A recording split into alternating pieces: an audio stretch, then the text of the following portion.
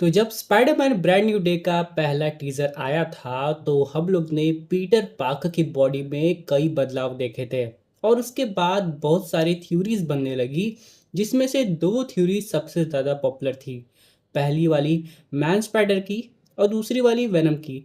और ये theory out of the blue नहीं आ गई थी कि अचानक से आ गया। यहाँ पे इसके पीछे एक स्ट्रॉन्ग रीज़न था, जो कि है कॉमिक बुक। यहाँ पे जो लोग कॉमिक बुक पढ़े हैं या फिर एनिमेटेड टीवी शो देखे हैं, उन सबको ये पता है कि अगर स्पाइडरमैन की बॉडी में ऐसे बदलाव आते हैं या उसकी आंखों में कुछ अनयूजुअल सा देखने को मिलता है, तो उसके पीछे दो ही कारण हो सकते हैं। लेकिन सबसे पॉपुलर जो थ्योरी चल रही थी वो मैन स्पाइडर की थी। लेकिन अब जाके जब आप लोग ये मूवी देखे होंगे, तब आप लोग को पता चल गया होगा कि यहाँ पे स्पाइडरमैन की म्यूटेशन किस हद तक गई है और उसके बाद उसके साथ क्या हुआ। तो आज हम लोग स्पॉयलर्स की भी बात करेंगे और जानेंगे कि सोनी पिक्चर्स और मार्वल स्टूडियोज ने दो ऑल्टरनेट सिनारियो क्यों नहीं टेक अवे किए। और कहीं ना कहीं बहुत सी ऑडियंस को लग रहा है ये मूवी इनडायरेक्ट वे में बस नए म्यूटेंट्स को इंट्रोड्यूस करने के लिए बनी थी। सबसे पहले पॉइंट की बात करें, जिस वक्त हम लोग को ये ट्रेलर दिखाई दिया था, वहाँ पे हम लोग जैसे ही स्पाइडरमैन की आंखें देखे, फिर ट्रेलर में हम लोग को ये पता चला कि उसकी बॉडी में रैपिडली चेंजेस हो रहे हैं। सीधे थ्योरी आती है मैन स्पाइडर वाली, जहाँ पे कॉमिक्स में ये साफ बताया जाता है कि स्पाइडरमैन का जो डीएनए है वो अभी भी इवॉल्व हो रहा है और वो रुकने का नाम नहीं ले रहा। एक समय ऐसा आएगा कि उसके बाकी एक्स्ट्रा हाथ आ जाएंगे, उसका चेहरा बदल जाएगा और वो अपने ऊपर से कंट्रोल खो बैठेगा। और कहीं ना कहीं यहाँ पे अगर आप लोग जो एनिमेटेड टीवी शो देखे होंगे, जहाँ क्रेवन द हंटर का भी इन्वॉल्वमेंट था और उसकी और मैन स्पाइडरमैन की फाइट हुई थी, वो लिटरली काफ़ी इंटरेस्टिंग था। लेकिन एक अपडेट ऐसी आई जो कि यहाँ पे लोगों को जेन्युइनली हैरान कर देती है। खासकर यहाँ पे सोनी पिक्चर्स का लोगों को मानना है ये डिसीजन था, या फिर पूरे फिल्म के मेकर्स का, कि मैन स्पाइडरमैन की स्टोरी कुछ ज़्यादा ही यहाँ पे डरावनी हो सकती है। और स्पाइडरमैन को देखने तो बहुत सारी ऑडियंस आती है, तो डेफिनेटली वो लोग इसे ऑप्ट नहीं कर सकते। अभी तक हम लोग ने जो भी स्पाइडरमैन मूवीज़ देखी है वो लिटरली आर रेटेड नहीं है। तो क्या होता अगर मैं स्पाइडर दिखाया जाता, तो बिना आर रेटेड के वो सीन में मज़ा नहीं आता। तो वो आइडिया ड्रॉप हो गया। लेकिन इसके पीछे अभी नोटिस किया जाए तो स्पाइडरमैन के डीएनए का इवोल्यूशन रुका नहीं है, बल्कि और आगे हो रहा है। हालाँकि अब हम लोग बात करते हैं दूसरे सिनेरियो की, वेनम सिम्बियोट। पहली बात तो ये है कि वेनम का यहाँ पे इस मूवी में नामो-निशान मिट गया है, कुछ नहीं हुआ। जितनी भी बड़ी-बड़ी थ्योरीज़ बन रही थी कि वेनम आने को देखने को मिलने वाला है, स्पाइडरमैन से बॉन्ड हो जाएगा, फिर नल अटैक करेगा अर्थ पे, ये सारी पे पानी फिर गया।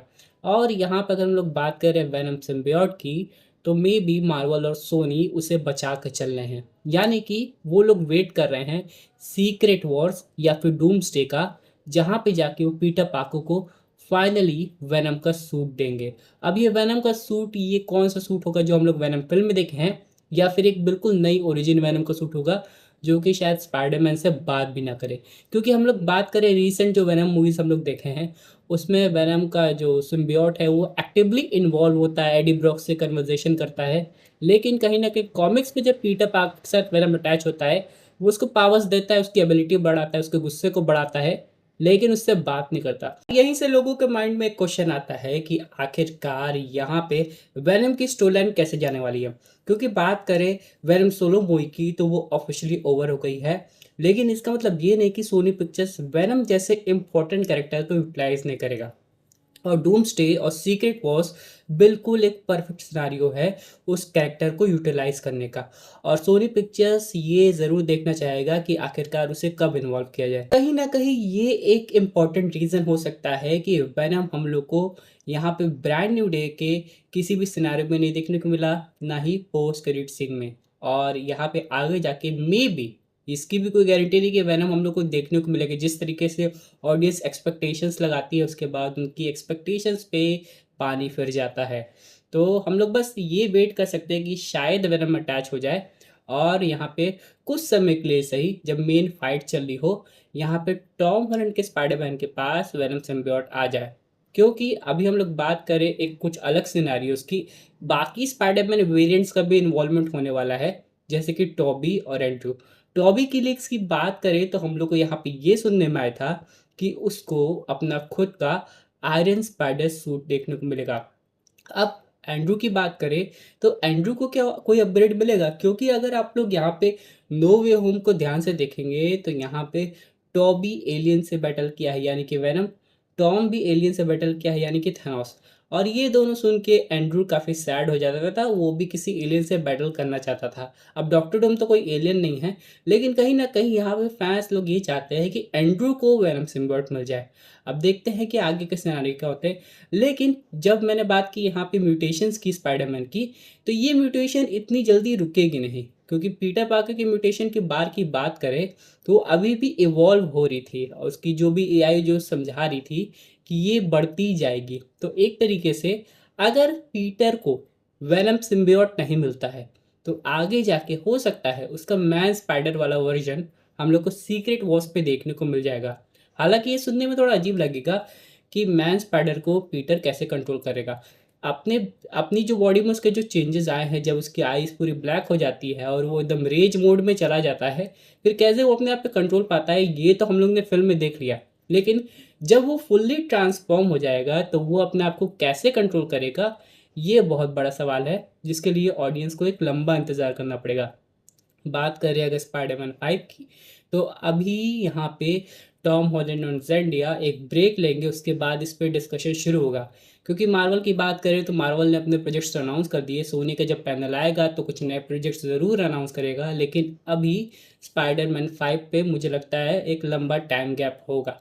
क्योंकि अभी जितने भी चीज़ें चल रही हैं उसे देखते हुए यहाँ पे मार्वल अपनी चीज़ों को फिर से शुरुआत कर रहा है, तो सोनी पिक्चर्स को ये डिसाइड करना पड़ेगा कि स्पाइडरमैन का फ्यूचर क्या होने वाला है। क्या वो उस कैरेक्टर को एमसीयू में स्टे करने देगी या फिर वो अपना जो खुद का यूनिवर्स शुरू करने की सोच रही थी एक नए सिरे से वो करेगी। और यहाँ पे लोगों को पता है कि मार्वल और सोनी जब भी स्पाइडरमैन की बात आती है वो एक दूसरे पे को डिपेंडेंट है एक तरीके से। यहाँ पे सोनी मार्वल को स्पाइडरमैन देता है और मार्वल सोनी को अपने कुछ कैरेक्टर्स देता है जैसे कि हल्क, और उससे उसकी मूवी की हाइप लेवल बढ़ जाती है। और इतना ही नहीं, इस तरीके से अगर इन लोग में कॉन्ट्रैक्ट चलता रहा तो डेफिनेटली हम लोग को आगे जाके और बेटर स्पाइडरमैन मूवीज़ देखने को मिल सकती हैं। यानी कि अगर मैं इस वीडियो को कंक्लूड करूँ तो घूम फिर के जो भी हम लोग स्पाइडरमैन की बॉडी में चेंजेस देखे हैं वो काफ़ी ज़्यादा ऑसम है, लेकिन ये तो बस एक शुरुआत है। आगे जाके हो सकता है वो मैन स्पाइडर में कन्वर्ट हो जाए और इसकी स्टोरी लाइन मार्वल और सोनी बचा के रख के चलना चाहते हैं। क्योंकि मार्वल को पता है कि अभी सबका ध्यान इस समय डूम्सडे पे है, तो इतनी जल्दी स्पाइडरमैन को इतना सब कुछ देना ठीक नहीं होगा।